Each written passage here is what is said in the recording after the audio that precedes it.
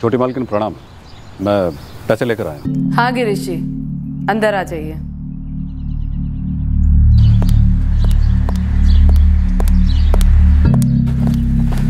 प्रणाम सरकार। प्रणाम। मालिक, वो पौधा लगा दिया है, एक बार देख लेते। देखना क्या है प्रशांत, तुमने लगाया है तो ठीक ही होंगे। फिर भी मालिक एक बार। परसों लौट के देखता हूँ। ठीक है प्रशांत। नमस्ते शिवानी जी। नमस्ते गिरीश। ईशा बेटा, देर हो रही है, जल्दी करो। हेलो। और किसी को बताना नहीं, ये दादी माँ ने दिया है। सीक्रेट? हाँ बिल्कुल सीक्रेट। और जैसा मन करे नानी के यहाँ खर्च लेना। ईशा बेटा, देर हो रही है, जल्दी चलो करो। चलो, मम्मा बुला रही। प्रणाम बड़ी मालकिन। आओ गिरीश आओ। ओ छोटी मालकिन। हाँ हाँ। प्रणाम छोटी मालकिन, ये अकाउंट देख लीजिए।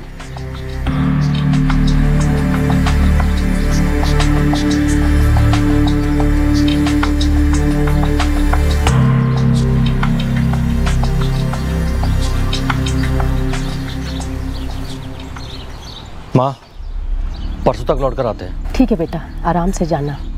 अच्छा, वो प्रशांत को बहुत तेज खांसी हो रही थी तो मैंने उसे कल की छुट्टी दे दी है। अच्छा किया, आराम करने दो उसे। और मैं और पद्मिनी संभाल लेंगे बगीचे का काम।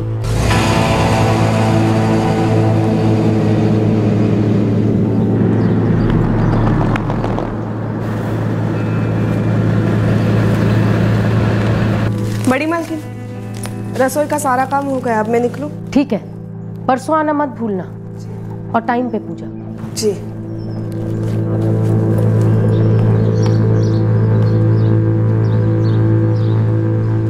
ये 7 लाख है। चलता हूँ। प्रणाम छोटी मालकिन।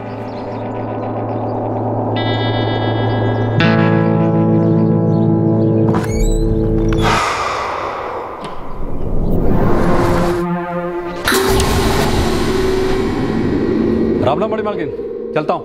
गिरीश, मेरा हिसाब कब ला रहे हो? परसों, अभी थोड़ी एंट्रीज बाकी है। याद से। जी।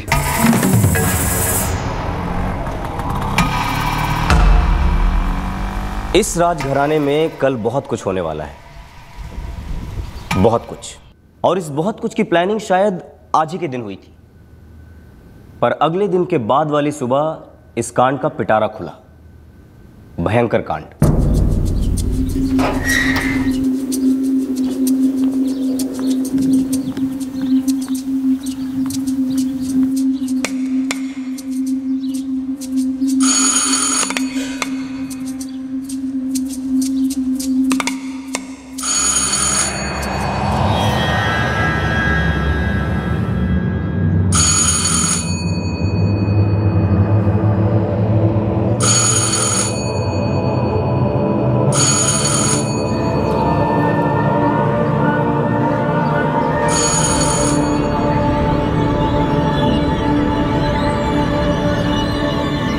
एक मिनट।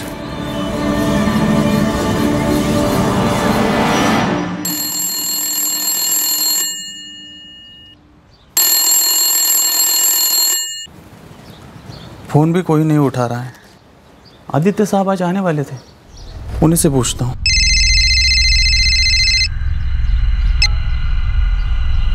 बोलो प्रशांत। मालिक, आप आ गए क्या? आ जाने वाला हूँ। बोलो क्या हुआ? बड़ी मालकिन और छोटी मालकिन कहीं बाहर गए हैं क्या? हमें तो नहीं बताया उन्होंने। क्यों, क्या बात है? मालिक, मैं और पूजा पिछले 5 मिनट से घंटी बजा रहे हैं और कोई दरवाज़ा नहीं खोल रहा है। और लैंडलाइन पे भी फ़ोन किया था पर कोई उठा नहीं रहा है। माँ और दीदी दोनों का फोन नहीं लग रहा। सब ठीक तो होगा ना घर पे? माँ, पद्मिनी, माँ, माँ, पद्मिनी, माँ, बड़ी मालकिन, छोटी मालकिन, बड़ी मालकिन, माँ, बड़ी मालकिन, माँ, माँ, पद्मिनी, बड़ी मालकिन, छोटी मालकिन, बड़ी मालकिन, छोटी मालकिन। पद्मिनी, हाँ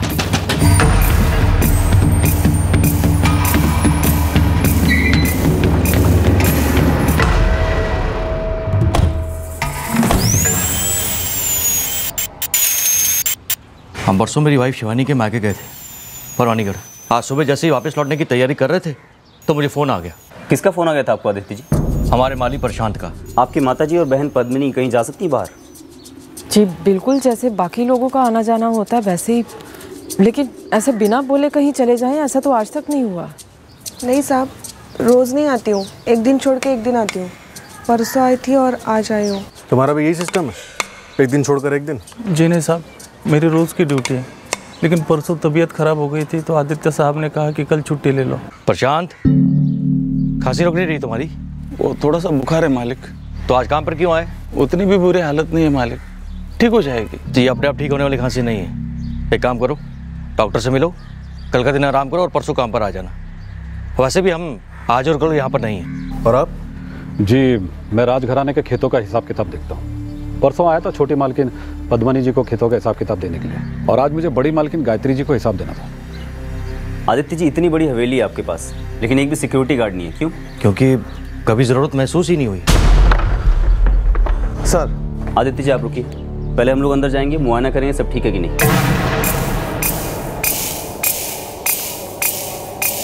इंस्पेक्टर, माँ और पद्मिनी का रूम ऊपर है।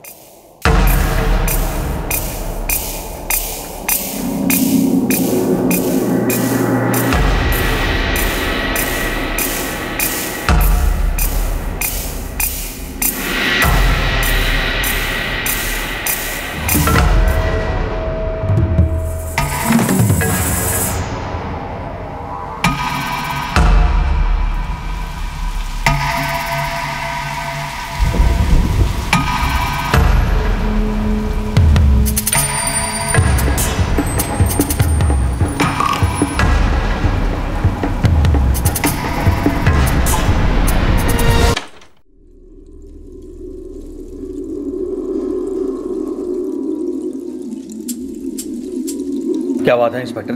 मैडम आप बच्ची को इधर ही रखिए। आदित्य जी आप दोनों हमारे साथ ऊपर चलिए। हुआ क्या है ऊपर? बच्ची बाहर प्लीज।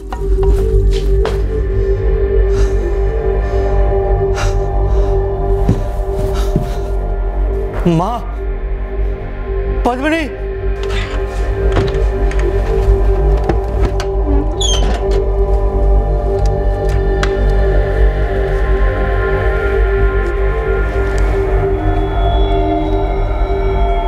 सर अजीब है, कबर्ड का दरवाजा खुला हुआ है लेकिन किसी ने कैश को हाथ भी नहीं लगाया, लाखों में है।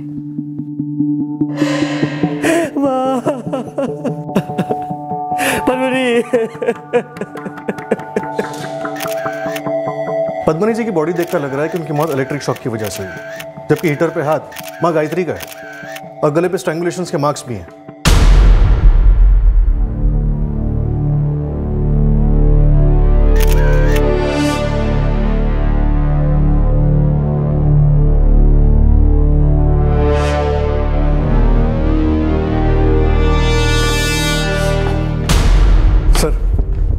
लगभग पूरी हवेली छान मारी, दोनों लेडीज गायत्री और पद्मिनी के मोबाइल कहीं नहीं मिले।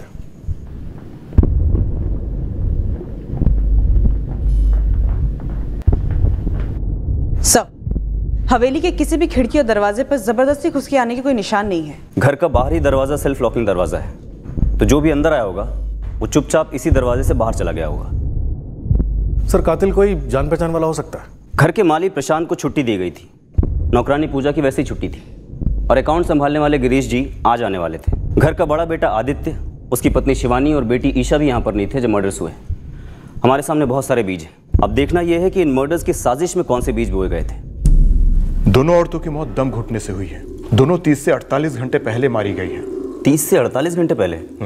डॉक्टर इतना वाइड रेंज, मतलब ये कि कत्ल कल 19 जनवरी को या फिर परसों 18 जनवरी को, दोनों में से किसी भी दिन हुए हो सकते हैं। हाँ, पॉसिबिलिटीज यही है। ये पद्मिनी की बॉडी काली पड़ गई है, ये इलेक्ट्रोक्यूशन की वजह से हुआ है? हाँ, पर इस काले रंग की वजह से गला घुटने का निशान कवर हो गया है, पर इसे इलेक्ट्रोक्यूट भी किया गया है। गायत्री देवी स्ट्रेट गला घूंटा गया है। कोई sexual assault? No, prima facie तो यही लगता है कि इन मर्डर्स की साजिश की सारी वायरिंग गलत हो गई है।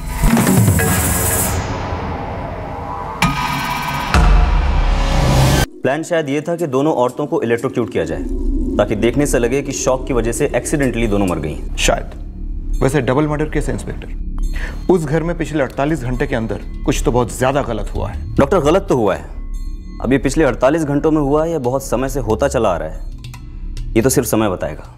क्या 48 घंटे पहले प्लानिंग हो चुकी थी? 18 जनवरी को गायत्री देवी का बेटा आदित्य, उसकी वाइफ और बेटी 2 दिन के ट्रिप पर जाते हैं। स्टाफ भी वहां 2 दिन नहीं जाता, सीधे 20 को पहुंचते हैं। अजीब बातें कही हैं। सबसे अजीब बात यह है कि इतनी बड़ी हवेली में एक ही नौकरानी थी और वो भी ऑल्टरनेट डेज आया करती थी। और हवेली का माली भी 18 को ही बीमार पड़ता है और 19 को उसे छुट्टी दे दी जाती है, और 18 को या फिर 19 को इस हवेली में डबल मर्डर होता है। हमने हमारी इन्वेस्टिगेशन एक स्पष्ट संदेह के साथ शुरू की कि घर की दाल में ही कुछ काला था।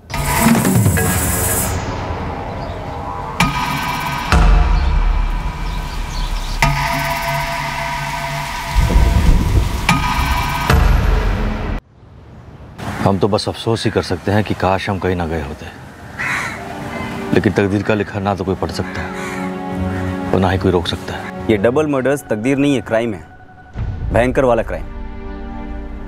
ये परवानीगढ़ जाने का प्लान अचानक बना था? जी नहीं, एक अरसे से हम शिवानी के माता पिता से नहीं मिले थे। आपका ये ट्रिप प्लान होता है 18 जनवरी को और वापसी का प्लान बनता है 20 जनवरी को। जी। आपका मुनीम गिरीश भी 18 तारीख को आता है और फिर गायत्री जी के हिसाब के लिए समय लेता है 20 तक। जी, ये उनके बीच में बात हुई होगी, मुझे उसके बारे में पता नहीं है। और आपकी नौकरानी पूजा, वो भी 18 के बाद सीधे 20 तारीख को आती है, अजीब सी ऑल्टरनेट ड्यूटी के हिसाब से। और 19 तारीख को मैंने मेरे माली प्रशांत को छुट्टी दे दी थी। और ये दोनों मर्डर्स 18 या 19 जनवरी को ही हो जाते हैं। और आप कह रहे हैं कि ये इत्तेफाक नहीं, साजिश है? आदित्य जी, मैं कह नहीं रहा हूँ, जाहिर सी बात है कि एक साजिश है।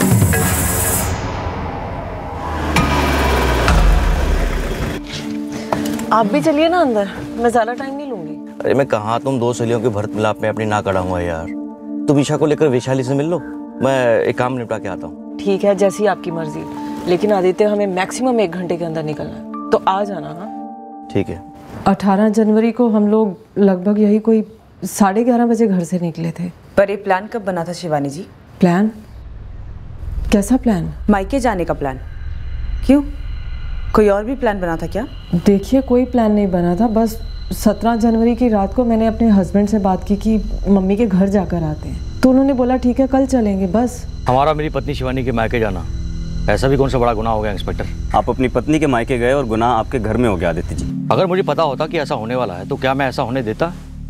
या फिर आप ये कह रहे हैं कि मुझे पहले से पता था कि ऐसा होने वाला है, इसलिए मैं अपनी पत्नी शिवानी और बेटी ईशा के साथ घर से बाहर था? गिरीश आपका मुनीम, प्रशांत आपका माली और पूजा आपकी नौकरानी, ये तीनों भी तो उस दिन बाहर थे। तो हम सब ने मिलकर मेरी माँ और मेरी बहन की हत्या की साजिश रची है। क्यों इतना आगे का सोच रहे हैं आदित्य जी? पहले ये बताइए कि ये पूजा ऑल्टरनेट डे पर काम पर आती है, ऐसा क्यों? हम किस नौकर को कब और कैसे बुलाते हैं ये हमारा पर्सनल मैटर है। और सिक्योरिटी का ना होना भी आपका पर्सनल मैटर है। देखिए, मैं आपसे पहले भी कह चुका हूँ कि हमें कभी महसूस ही नहीं हुआ कि हमें सिक्योरिटी की ज़रूरत है। आपकी मेड पूजा ऑल्टरनेट डेज पे घर पे काम करने आती है, लेकिन घर का काम तो रोज होता है ना? देखिए, घर में रोटी कौन बनाएगा, कपड़े कौन सुखाएगा, ये तो सास बहू और ननद के बीच की बात होती है। घर घर की कहानी है ये। बिल्कुल घर घर की कहानी है, लेकिन आप ही बताइए शिवानी जी, ऐसा किस घर में होता है जहाँ पे ननद और सास की इतनी ब्रूटल हत्या कर दी जाती है? और आप बहू पर शक कर रहे हैं, यानी कि मुझ पर? करने की कोई वजह और ना करने की कोई वजह? शिवानी जी, जिन ऑल्टरनेट डेज पर आपकी मेड पूजा काम करने नहीं आती थी, घर का काम कौन करता था? जूठे बर्तन सिंक में रखना एक तो सेहत के लिए ठीक नहीं है, और दूसरी बात, ये हमारे खानदान की परंपरा नहीं है। जी दीदी।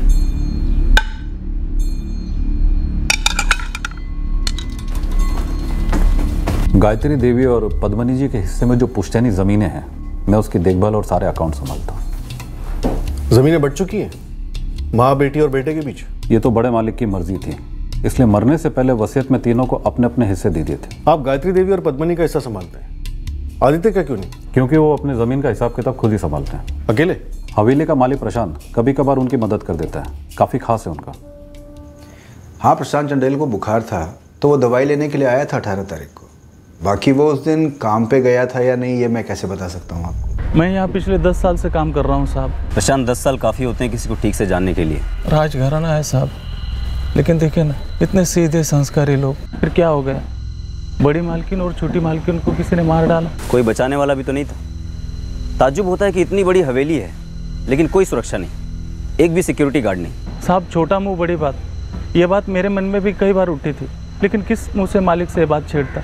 मैं ठहरा नौकर आदमी। प्रशांत, हमें लगता है कि ये कत्ल घरेलू मामलों की वजह से हुआ है। क्या ऐसा कुछ है जो तुम जानते हो, जो हमें पता होना चाहिए लेकिन हम नहीं जानते?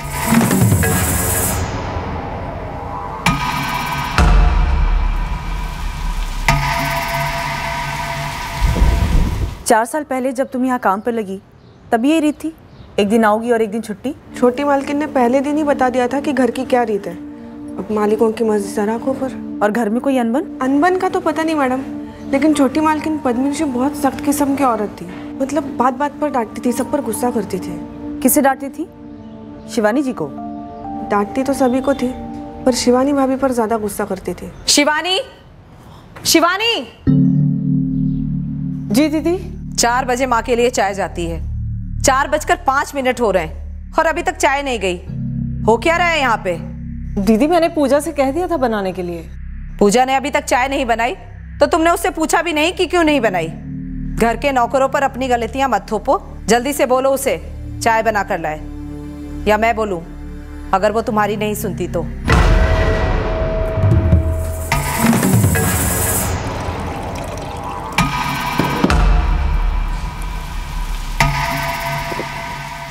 आप उस दिन 2 घंटों के लिए कहाँ गए थे? अब तुम भी मुझसे सवाल पूछोगी?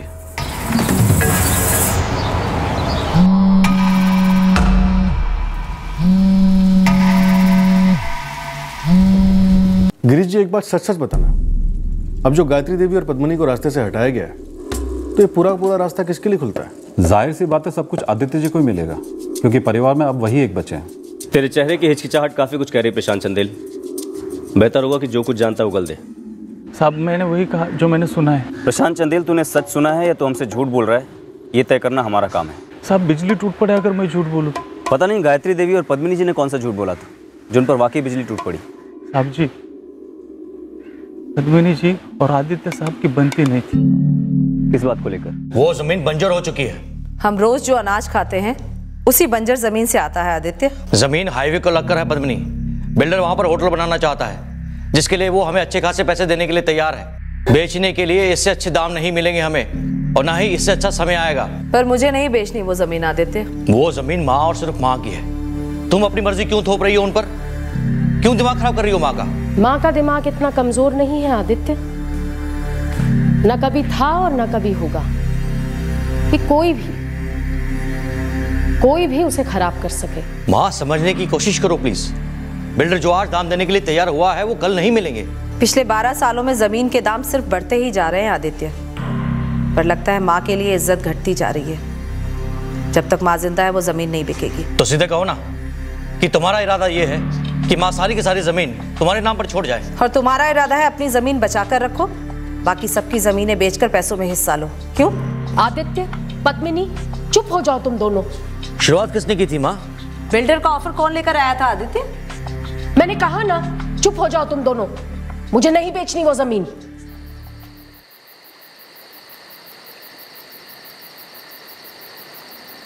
पद्मिनी दीदी जो कुछ भी कर रही है ना, बस हमारा हिस्सा मारने के लिए कर रही है।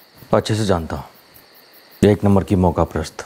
एक बात बोलूं आपसे? अब बोलने वाले तो हो, फिर पूछने का क्या मतलब है? बात ही कुछ ऐसी है, दीदी का गुस्सा ना सिर्फ मुझसे है, सिर्फ मुझसे।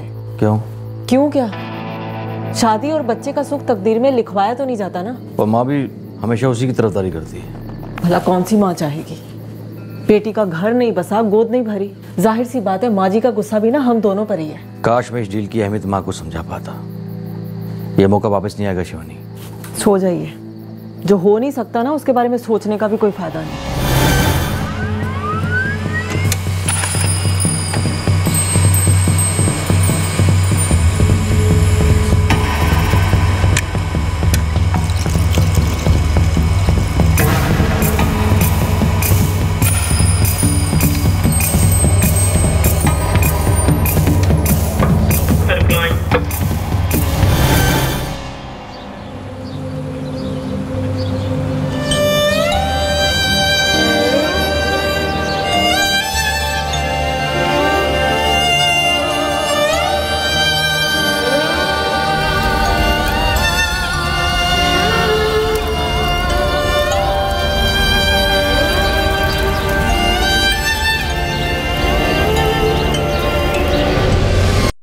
सर गायत्री और पद्मनी के फ़ोन रिकॉर्ड स्कैन हो चुके हैं। 19 जनवरी को उनको कोई कॉल नहीं आया था। और एक दिन पहले 18 जनवरी को? सर 18 की शाम को उनके बेटे आदित्य ने उनको फ़ोन किया था अपने ससुराल परवानीगढ़ से। और इस प्रशांत, गिरीश और पूजा की फ़ोन रिकॉर्ड्स? कुछ नहीं निकला सर। तीनों के सेलफोन लोकेशन हवेली के आसपास नहीं दिखा रहे। और ये आदित्य और शिवानी?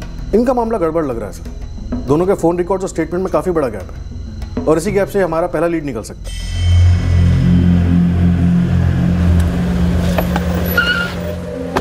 हाँ मंगेश, क्या बता रहे थे तुम इस हीटर के बारे में?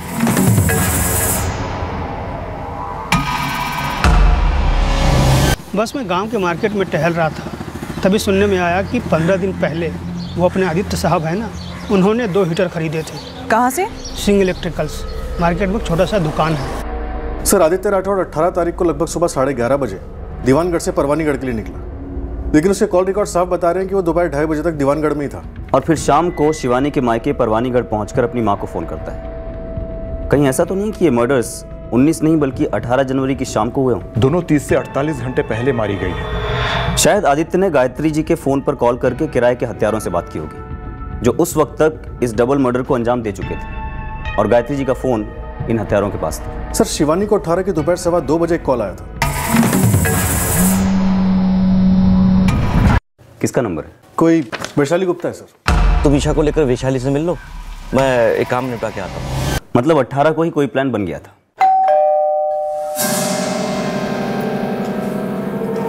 शिवानी, ओए कैसी है? मैं अच्छी हूँ। और ईशा मैडम क्या हालचाल? हाँ आओ आओ। हाँ जी, शिवानी मेरी फ्रेंड है। वो और उसकी बेटी ईशा मुझसे मिलने आए थे 18 जनवरी को। और वो लोग आपके घर से कब निकले? करीब 2:30-3 बजे। इस पूरे दौरान आदित्य आपके घर नहीं आया? जी नहीं, वो किसी काम से गए हुए थे, लेकिन लगभग 2:30 बजे वो शिवानी और ईशा को पिक करने आए थे। अरे आंटी को बाय तो बोला नहीं। Bye Vaishali aunty. बाय मेरा लड्डू। और आप राठौड़ साहब, आप तो राजा साहब हो, हम आम लोगों के यहाँ तो कदम ही नहीं रखते ना। अरे ऐसा नहीं है, बस थोड़ा काम था, नेक्स्ट टाइम पक्का।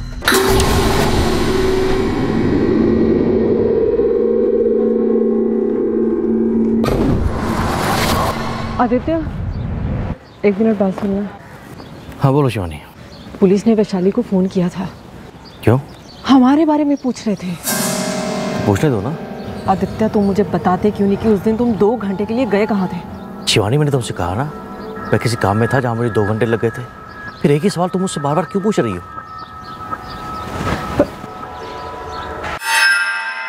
राठौर हवेली में हमारी दुकान से सामान जाए, ये तो गर्व की बात है मैडम। ऐसी वाला हीटर लेके गए थे आदित्य बाबू, टॉप का है ये, 2 पीस लेकर गए थे। आपको कोई हल्की चीज कैसे दे सकता हूँ मालिक? इसे छूने से करंट लगेगा क्या? एक कॉइल वाला हीटर है मालिक, इसे तो ऐसी जगह पर रखा जाता है जहाँ गलती से भी किसके हाथ ना पहुंचे, वरना करंट तो मारेगा ही मारेगा। अब पैक कर दो ना इसे। मुझे 2 हीटर चाहिए। आदित्य ने स्पेशली पूछा था कि इस हीटर से शॉक लगता है या नहीं। मैं क्यों मनगढ़ंत बताऊंगा मैडम। मैं और शिवानी काफी लंबे टाइम बाद मिल रहे थे, हम कॉलेज मेट्स थे। वैशाली जी, उस राठौड़ परिवार में कुछ तो चढ़ रहा था, आपको कभी बू नहीं आई? मैं सच कह रही हूँ, मुझे कुछ नहीं पता, लेकिन इतना जरूर कहूंगी कि मेरी फ्रेंड शिवानी का कुछ तो टेंशन चल रहा था वहाँ। इट्स टू मच यार, एवरी ऑल्टरनेट डे नौकरानियों का नॉनसेंस। तू मुझे बता रही है? आदित्य से बात कर, तू तो नौकरानियों की टीम रखवा ले। मजाक मत कर यार, आदित्य वैसे पहले से बहुत परेशान है, वो हाईवे वाली ज़मीन को लेके। ये पद्मिनी दीदी भी ना कभी कभी सांपों वाली चाल चलती है। फ्रस्ट्रेशन है यार, ज़बरदस्त। वही तो है, खुद ना तो शादी की ना फैमिली बनाई और पूरी की पूरी भड़ास निकालती है मुझ पे। तुझे पता है, जिन ऑल्टरनेट डेज पे पूजा नहीं आती, पूजा का A to Z पूरा का पूरा काम मैं करती हूँ, और जब वो आती भी है ना, गलती वो करती है, सुनना मुझे पड़ता है। यार तो आदित्य से बात करना, तुम लोग अलग हो जाओ, I mean, अलग रह लो। पद्मिनी दीदी यही तो चाहती हैं कि हम अलग हो जाएं और पूरी की पूरी प्रॉपर्टी पे कुंडली मार के बैठ जाए। मैं नहीं करने वाली है। इतना पैसा होने के बाद भी लोगों ने क्या खस्ता हालत कर रखी है अपनी। सही कह रही हूँ। तुझे पता है, खेतों से जितना आता है ना, उसी से गुजारा चलता है। पूरी की पूरी इनकम ठप पड़ी है, इसीलिए तो हम लोग हवेली नहीं छोड़ रहे, करोड़ों की है। बातें करते करते 2 बज गए, पता भी नहीं चला। और ये आदित्य को देखो, मैंने बोला भी था 1 घंटे में निकलना है, आ जाना, फोन तक नहीं किया अभी तक। कहाँ रह गए? क्या हुआ? फोन नहीं मिल रहा। देख, अंदर आने के बाद तूने अपना बैग तो खोला है नहीं, और तेरे हाथ में भी नहीं था, शायद गाड़ी में रह गया होगा। शिवानी ने मेरे फ़ोन से अपने फ़ोन पर कॉल किया, सिर्फ रिंग जा रही थी। दोबारा से कॉल किया तो आदित्य ने फ़ोन पिक किया, तब हमें पता चला कि फ़ोन गाड़ी में ही रह गया है। और तकरीबन 2:30 बजे आदित्य मेरे घर आ गए थे। उन 2 घंटों के लिए आदित्य कहाँ था? मुझे नहीं पता सर।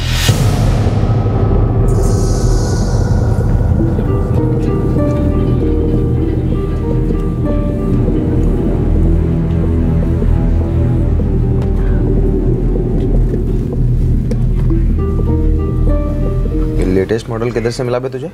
तुमसे मतलब? आम खाओगे या पेड़ गिनोगे? लेटेस्ट मोबाइल है, लेटेस्ट दाम लगाओ। मैं वैशाली के घर क्यों नहीं गया? क्योंकि मुझे बोर होना पसंद नहीं है, जैसे मैं अभी हो रहा हूँ। शिवानी और वैशाली के बीच में सहेलियों वाली बातें होती जिनका मुझसे कोई ताल्लुक नहीं है। लेकिन यहाँ जो बातें हो रही हैं उसका ताल्लुक सिर्फ और सिर्फ आपके साथ है। 18 जनवरी को दोपहर 2:30 बजे तक कोई ज़रूरी काम कर रहे थे आप? हाँ। क्या काम आ गया था आपके हस्बैंड को? नहीं पता, ये तो मुझे अब तक नहीं पता कि वो किस काम से गए थे। अचानक होने से क्या प्रॉब्लम है इंस्पेक्टर? क्या आप अपनी पत्नी और बच्चों के साथ अचानक बाहर नहीं जाते? क्या कभी कोई प्रोग्राम नहीं बनता? बिल्कुल बनता है, लेकिन आपके इस प्लान के साथ इत्तेफाकों का एक कारवां भी तो बना है आदित्य जी। कैसे? 17 जनवरी की रात को अचानक शिवानी जी के मायके जाने का प्लान बनता है।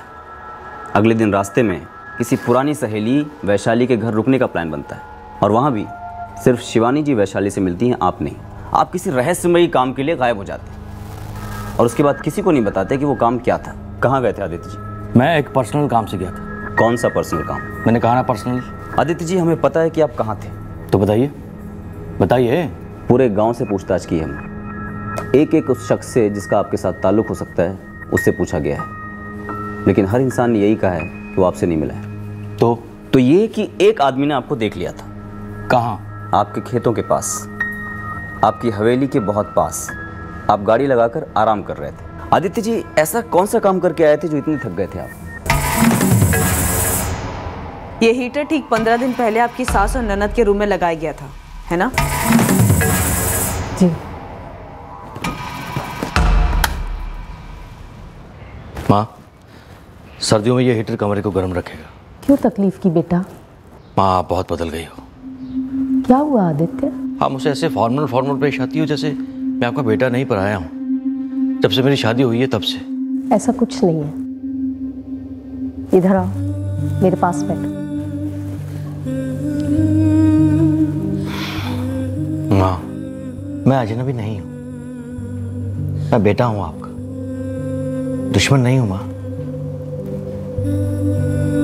प्लान ये था आपका कि इन मर्डर्स को एक्सीडेंट का रंग दिया जाए या फिर शायद सुसाइड का, लेकिन दिक्कत की बात यह है कि जिनको आपने ये काम करने के लिए हायर किया वो निकम्मे निकले और आपका मिशन फेल हो गया। सॉरी, इस वक्त आपकी इन्वेस्टिगेशन फेल हो रही है और आपकी कॉमन सेंस भी, क्योंकि आप प्योर बकवास कर रहे हैं। वो हीटर्स 15 दिन पहले, सिर्फ 15 दिन पहले आपने लगाए थे उनके कमरे में। ऐसे हीटर्स जो शॉक दे सकते हैं। आप और हम दोनों एक ही कस्बे में रहते हैं और आप और हम दोनों अच्छी तरह से जानते हैं कि पिछले 15 दिनों में सर्दियां अपनी पीक पर है। ठंड से बचने के लिए मैंने वो हीटर अपनी माँ और बहन के कमरे में लगाया था और एक हीटर अपने कमरे में भी। और आपने सिंह इलेक्ट्रिशियंस के मालिक शंकर सिंह से खास तौर पर पूछा था, डबल चेक किया था कि क्या हीटर के कॉइल को छूने से उससे शॉक लग सकता है। पूछा था, बिल्कुल पूछा था, ताकि ये बात मैं अपनी माँ और बहन को बता सकूं कि हीटर का स्विच ऑन करके कमरे से बाहर ना जाए, क्योंकि उस कमरे में मेरी छोटी बेटी ईशा आती जाती रहती है। अगर गलती से भी ईशा ने उस कॉइल को छू लिया तो कुछ भी गलत हो सकता है। लेकिन आप है कि बात को पता नहीं कहां से कहां ले गए। आपके और पद्मिनी के बीच में कोई अनबन चल रही थी? मनगढ़ंत कहानियां बना रहे हैं आप लोग हमें फंसाने के लिए। माना कि आदित्य की पद्मिनी दीदी के साथ और यहाँ तक कि कभी कभी माँ जी के साथ भी अनबन रहती थी, लेकिन वो किसी का कत्ल करने या करवाने वाले आदमी नहीं है। अनबन कंटिन्यू थी, छोटी छोटी बातों पर, बड़े बड़े मसलों पर तनाव भी रहता था, लेकिन इसका कारण मैं नहीं था, वो पद्मिनी थी जिसके दिमाग का पारा 24 घंटे चढ़ा रहता था। मैंने आज तक तुम्हारे आदमी गिरीश के खिलाफ कभी आवाज उठाई है? गिरीश जी मेरे आदमी कब से हो गए? उनके दादा परदादा हमारे दादा परदादा के मुनीम थे बस। हद है, एक पुराने मुलाजिम के लिए ये किस तरह की बहस शुरू हो गई है तुम दोनों के बीच में? माँ, पद्मिनी को कोई हक नहीं बनता कि वो प्रशांत पर चिल्ला दे। माँ, मुझे कोई ये बताएगा कि प्रशांत इस हवेली के अंदर कदम रखता कैसे है? उसे ये इजाजत दी किसने? कहाँ जा रहे हो प्रशांत? छोटी मालकिन वो पिछवाड़े जा रहा था बगीचे के कुछ औजार लेने। जब आदित्य नहीं है तो तुम घर के अंदर आए कैसे? वो बगीचे का काफी काम रुका पड़ा था और औजारों के बिना हो नहीं पाता, इसलिए आया था। तुम क्यों आते हो? सबको सब कुछ पता है। चलो निकलो यहाँ से और आइंदा से इस घर में कदम मत रखना। बागबान हो बगीचे तक ही रहो, समझे? पिछले 10 सालों से प्रशांत इस घर में काम कर रहा है, लेकिन तुम्हें क्यों खटकता है? क्योंकि उसे मैं लेकर आया हूं, वो मेरा वफादार है। बिल्कुल नहीं, मुझे सिर्फ इस बात की तकलीफ है कि उसने हमारे घर पर चोरी की है और वो दोबारा चोरी नहीं करेगा, इस बात की क्या गारंटी है? पत्नी थोड़ी सनकी थी और शक्की भी। एक सेकंड में किसी पे भी इल्जाम लगा देती कि इसने चोरी की, इसने मुझे बुरी नजर से देखा, ये ऐसा है वो वैसा है। बस उसे चुप कराने के लिए कभी कभार हमारे बीच में थोड़ी बहुत बहस हो जाया करती थी, लेकिन इसका मतलब ये नहीं है कि मैं अपनी माँ और बहन का कत्ल करवाऊंगा, कभी नहीं। इंस्पेक्टर, इतनी सारी बातें साफ साफ बताने के बाद भी अगर आपको लगता है कि आपके पास कोई सबूत है तो मुझे गिरफ्तार कर लीजिए, वरना बिना सबूत का हैरेसमेंट बंद कर दीजिए और मेरी फैमिली मैटर में दखल देना वो तो बिल्कुल ही बंद कर दीजिए।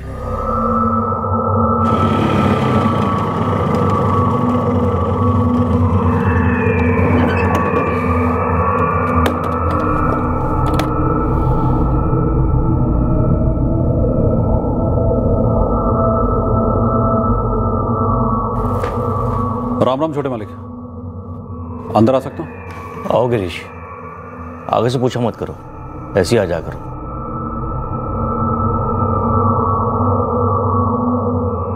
सर जो कुछ भी हुआ है घर के अंदर से ही हुआ है। पूरा फायदा आदित्य को हो रहा है, लेकिन हमारे पास उसके खिलाफ रत्ती भर का सबूत नहीं है। बचा स्टाफ, माली प्रशांत, मेड पूजा और मुनीम गिरीश, इन सबके बैकग्राउंड चेक किए, क्लियर है। रिश्तों में दीवारें थी, इन दीवारों में सीलन भी पड़ गई थी। घर तो टूट गया लेकिन इमारत अभी मजबूत है, बल्कि करोड़ों की। क्योंकि सब कुछ घर के अंदर ही हुआ, टेक्निकल एविडेंस नहीं मिले होंगे, फोन कम्युनिकेशंस भी नहीं, कुछ भी नहीं। ऐसा भी नहीं था कि कोई चोरों या डेकॉइट का गैंग था कि लूट के दौरान कत्ल हुआ हो। पैसे तो वहीं रखे थे, छुए भी नहीं। 7 लाख कैश। अब कोई बाहर वाला ऐसा क्यों करता?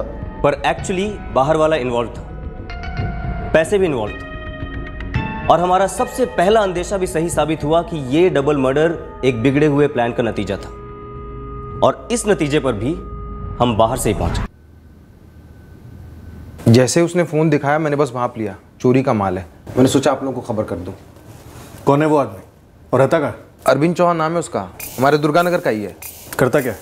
छोटे मोटे 2 नंबर के धंधे। इस अरविंद चौहान को उठवाओ, छोटी मोटी बातें करते हैं इससे।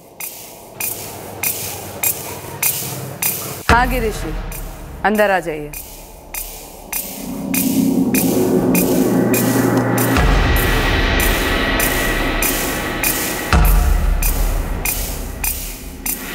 ये फोन तो पद्मिनी का है, आपको कहां से मिला?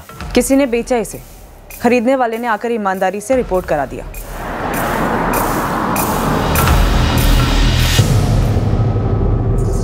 क्या हुआ साहब? अब और क्या पूछना है आप लोगों को? यही कि तेरे मालकिनों के कत्ल में तू पौधा था या पेड़? क्या? हाँ, तू माली था या तेरे ऊपर कोई बागबान था? चलो।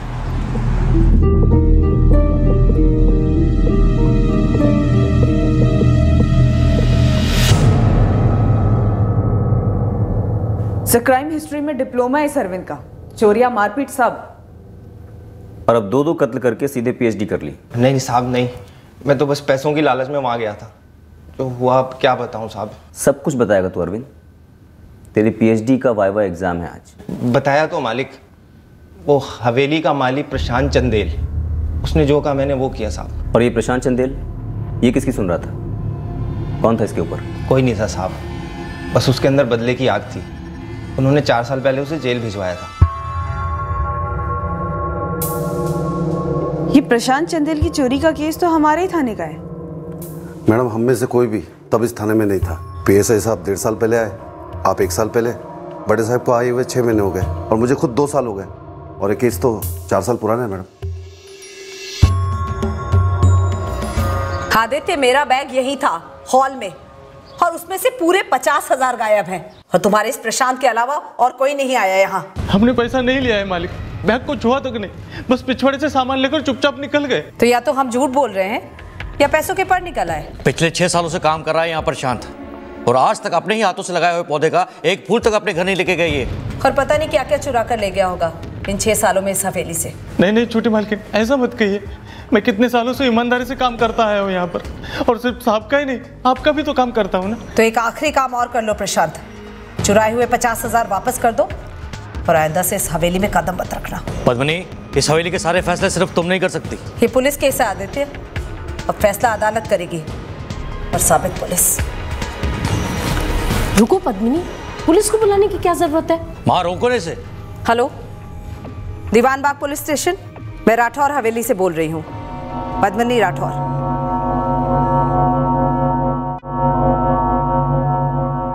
3 दिन लॉकअप में रखा, पीटा भी, लेकिन मार खाते खाते मैं सिर्फ यही कहता रहा, मैंने चोरी नहीं की। तेरी केस फाइल में लिखा हुआ है कि आदित्य राठौड़ ने तुझे जेल से छुड़ाया था, तेरा केस वापस लिया, और यही नहीं, तुझे वापस काम पे भी रखा था। उनका मुझ पर हमेशा एहसान रहा है। ये पद्मिनी मालकिन, उसने मेरा पैसा खाया, उसके लिए मैंने पूरे 6 महीने काम किया। जब गिरीश जी बीमार पड़े थे, पूरे 30,000 रुपए बनते थे, उस पर चोरी का इल्जाम लगाकर मेरे पैसे नहीं दिए उसने।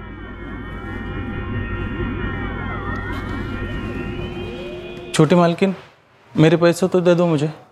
तुम्हारी हमारे कमरे में कदम रखने की जरूरत कैसे हुई? छोटी मालकिन, आप पहले हमें खूब बेइज्जत कर चुकी है, लेकिन हमारी मेहनत की कमाई तो ना छीनो। वो 50,000, वो भी हमारी मेहनत की कमाई थे जो चुराए हैं तुमने। मैं चोर नहीं हूँ छोटी मालकिन। फिर पुलिस ने तुम्हें गिरफ्तार क्यों किया?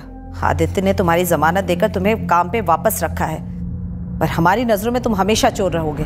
बहुत जलील किया था मुझे उसने, बिना चोरी किए अपराधी बना दिया था। फिर सोचा इस बार सच में चोरी करूंगा। आज ही गिरीश ने पैसे जमा किए हैं। छोटी मालकिन प्रणाम, मैं पैसे लेकर आया। और आज ही मालिक शिवानी भाभी और ईशा बेबी को लेकर 2 दिन के लिए बाहर गए हैं। कितने पैसे होंगे घर में? लाखों में।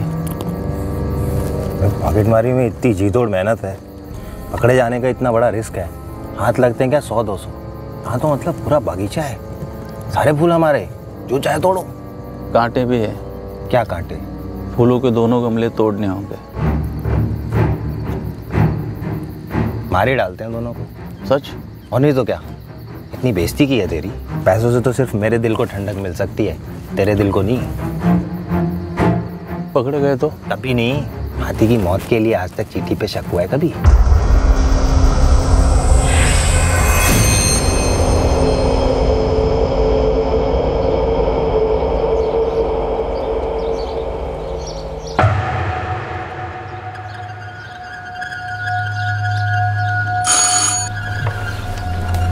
सामान लेना है। कितनी बार बोला तुम्हें, आदित्य घर पे ना हुआ करे तो अंदर मत आया करो। पिछवाड़े से औजार लेने, 2 खास पौधे लगाने, मालिक ने कहा था आज ही लगाने को। ठीक है, जल्दी लेकर निकलो यहाँ से।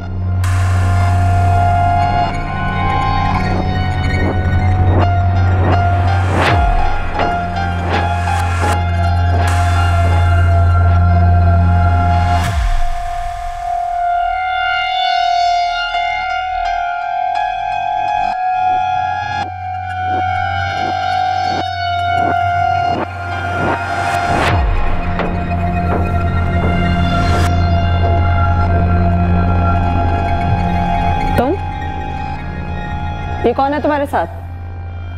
प्रशांत, तुम अपनी हद पार कर रहे हो। अब आप दुनिया पार करोगी छोटी मालकिन। मतलब?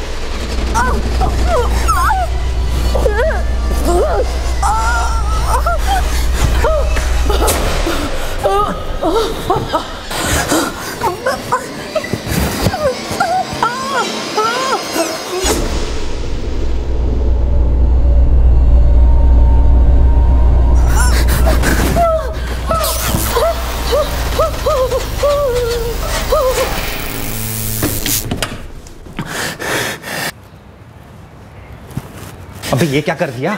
सही तो था, ऐसा लगेगा बिजली का झटका लगने से मर गई। मुझे डर लग रहा है अरविंद। काहे का डर? मर गई हैं दोनों, तो बस पैसे इंतजार कर रहे हैं हमारा।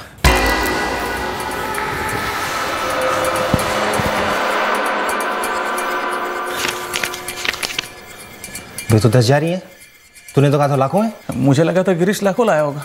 चल कोई नहीं, 10,000 भी बुरे नहीं होते हैं। बाकी इनके मोबाइल बेचेंगे, कीमती हैं काफी।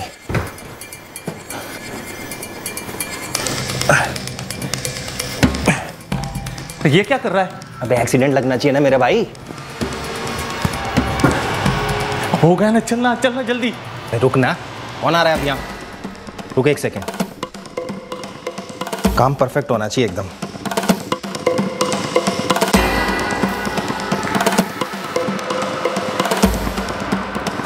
अब सही है। अब लग रहा है दोनों माँ बेटी बिजली के झटके से मर गए। चल।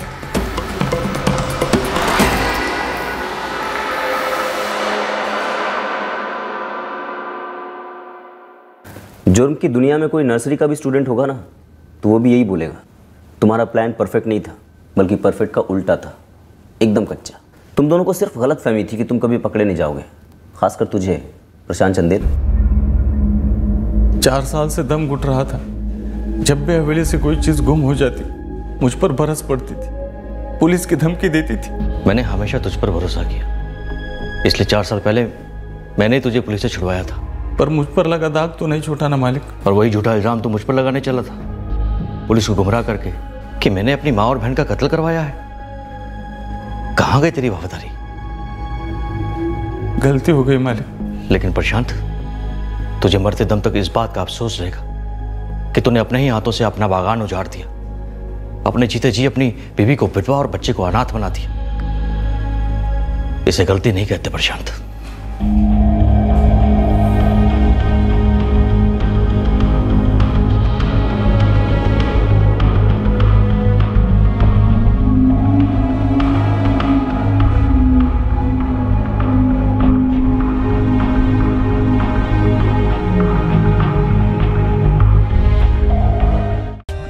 For more updates, subscribe to our channel, click the show links and enjoy watching the videos.